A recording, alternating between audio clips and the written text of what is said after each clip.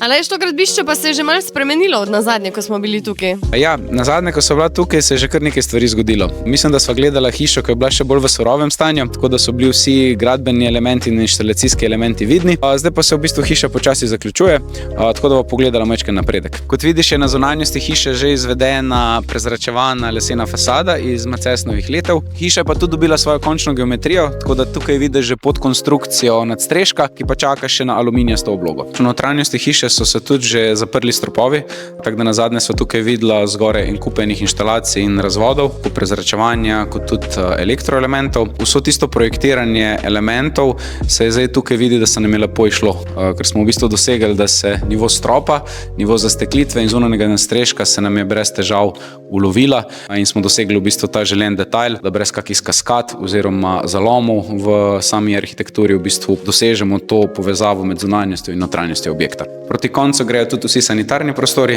tle sva v glavni kopalnici spalnice, kjer vidiš, da so že položena keramika in vse predpriprave za zunanje armature, tuš kabino in umivalnike.